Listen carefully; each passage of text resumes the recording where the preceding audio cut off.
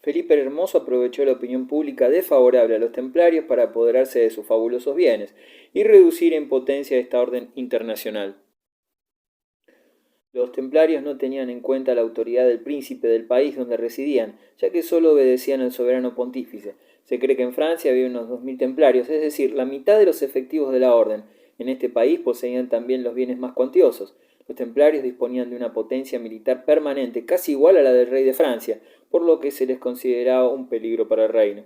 Con el fin de consolidar su estado, crear una estructura judicial más racional y disponer de un buen ejército, Felipe necesitaba abundantes riquezas. Sus guerras, sobre todo con Flandes, cuyo objetivo era conseguir las fronteras naturales de Francia, le costaban mucho dinero. Por ello implantó pesadas contribuciones a sus súbditos y recurrió incluso a desvalorar la moneda, lo que le acarreó el apodo de falsificador. La sublevación de París en 1306 fue consecuencia directa. El rey francés, una vez más, otorgó a Guillermo de Nogaret poderes para asestar el golpe de gracia a sus adversarios.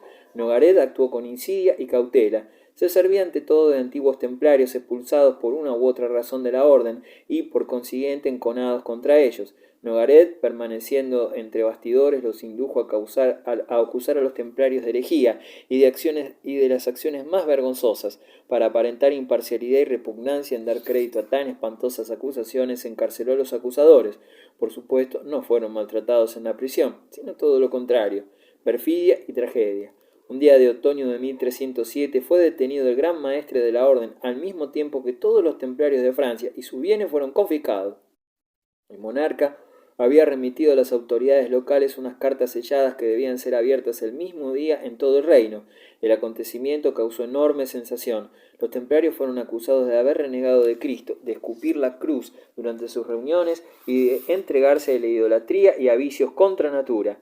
¿Qué actitud adoptaría el Papa? Esta orden de caballería, al igual que las órdenes conventuales, dependía de la Iglesia, cuyo jefe era el único que tenía derecho para juzgarla.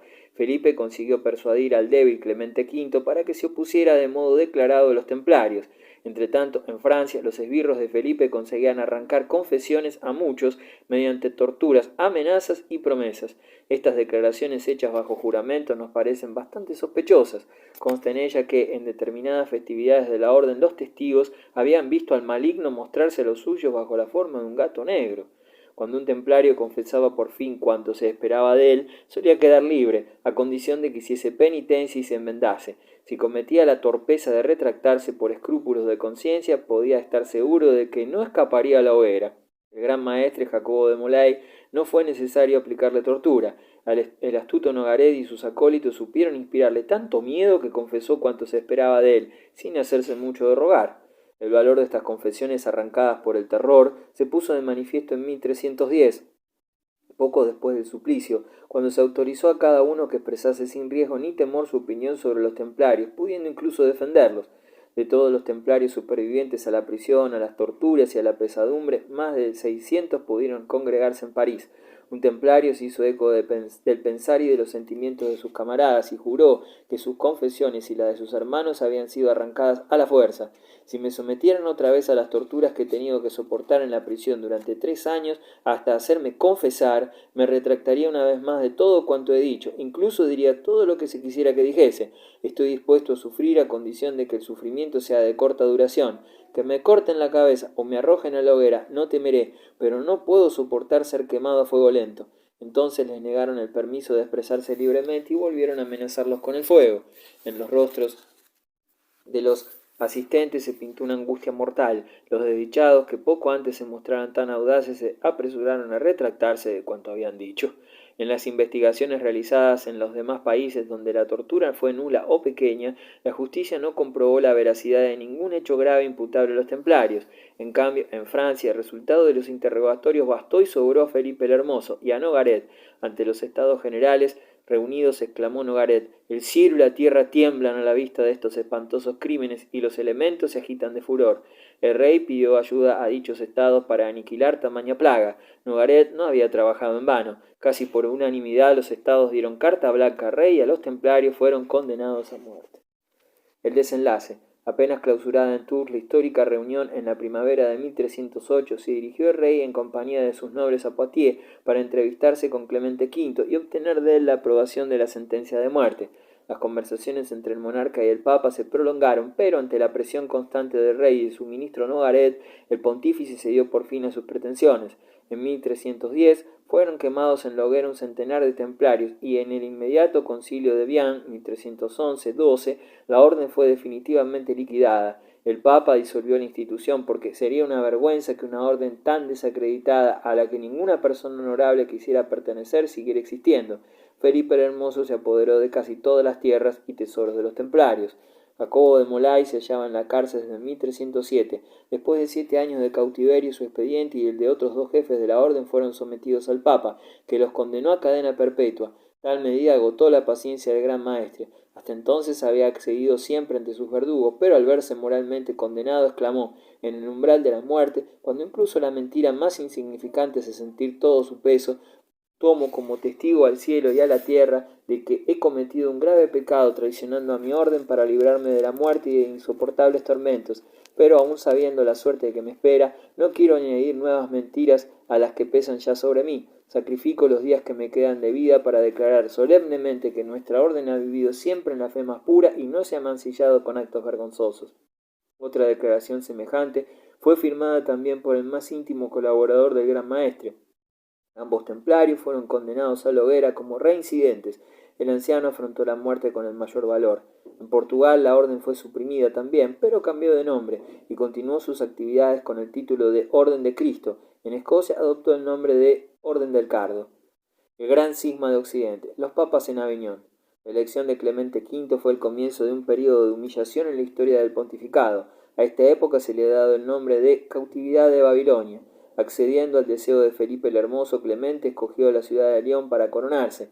Clemente era francés y se sentía incómodo en Roma, desgarrada siempre por luchas familiares y partidos rivales y cuyo clima sentaba mal a su precaria salud.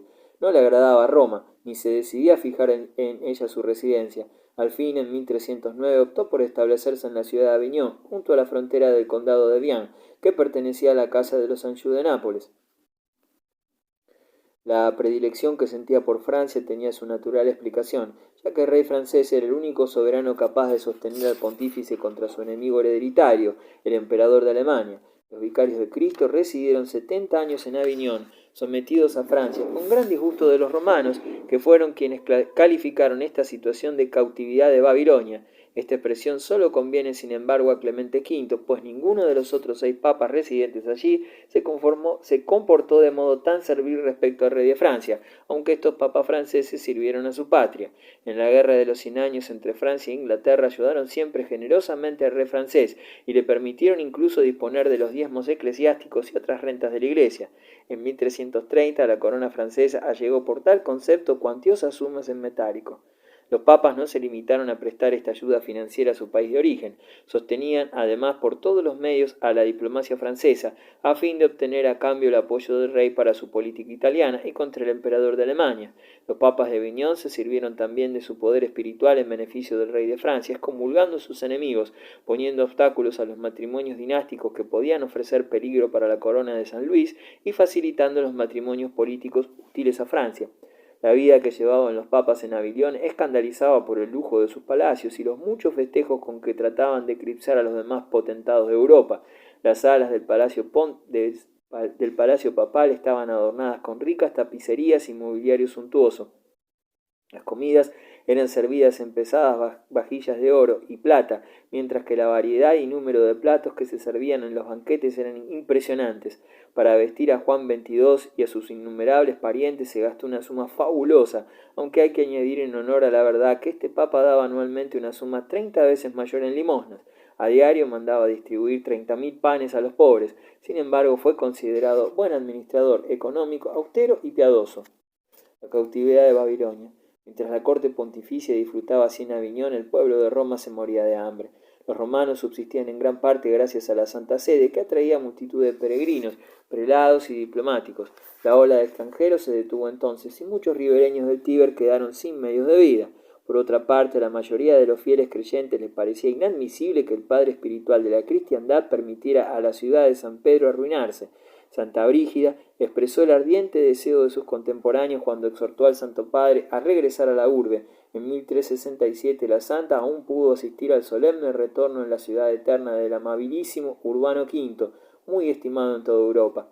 Pero pasados 3 años de estancia en Roma, Urbano acabó por cansarse de los constantes tumultos y disensiones que estallaban en Italia y regresó a Aviñón. Su sucesor, Gregorio XI, fue exhortado por otra santa, la célebre Catalina de Siena, a volver de nuevo a Roma. En 1376 accedió al fin. Acompañado por los lamentos de una inmensa multitud, abandonó su querida Francia y se hizo a la mar con su corte hacia la desembocadura del Tíber. La llegada de Gregorio XI a Roma puso término definitivo a la cautividad de Babilonia. La ciudad eterna despertó de un sueño de 70 años. Catalina de Siena, que consiguiera con sus exhortaciones la vuelta del Papa a Roma, fue luego venerada como su patrona. Gregorio experimentaría amargura de haber abandonado Aviñón. La nobleza romana estaba constituida por un grupo de revoltosos ávidos de poder, y las intrigas de unas cuantas familias agotaron las últimas energías del Santo Padre. Se dice que incluso en su lecho de muerte se arrepentía de haber escuchado profecías de mujeres santas y de haber abandonado su hermosa patria, cuyo pueblo era piadoso y estaba agradecido al Padre de la cristiandad. La muerte le impidió seguir el ejemplo de su predecesor, regresar a Aviñón, pero amargamente preveía que a la Iglesia le sobrevendría un destino mucho peor que la cautividad de Babilonia. Así fue, pues apenas exhaló el último suspiro, los italianos exigieron a los cardenales la elección de un papa italiano, comenzando una lucha enconada en el seno de la curia entre los partidos italiano y francés, lucha que conmovería a la Iglesia en sus propios cimientos. Papas y antipapas. Cuando Gregorio XI murió, los cardenales italianos eligieron a un italiano que residía en Roma y los franceses a un papa francés que fijó su residencia en Aviñón, 1379, año considerado como el principio del cisma interno.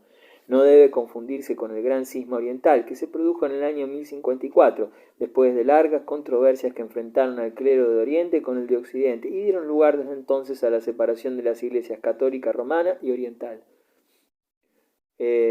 Murieron ambos pontífices y el cisma continuó, pues cada uno de ellos tuvo su propio sucesor, y no solo había 2 papas y 2 colegios cardenalicios, a veces había 2 obispos disputándose la misma diócesis, los 2 abades, la misma abadía, 2 párrocos, la misma parroquia. Pese a las súplicas y amenazas, el Papa de Aviñón, el aragonés Benedicto XIII, se atrincheró en su posición. El Papa, según él, solo debía dar cuenta de sus actos a Dios y su propia conciencia.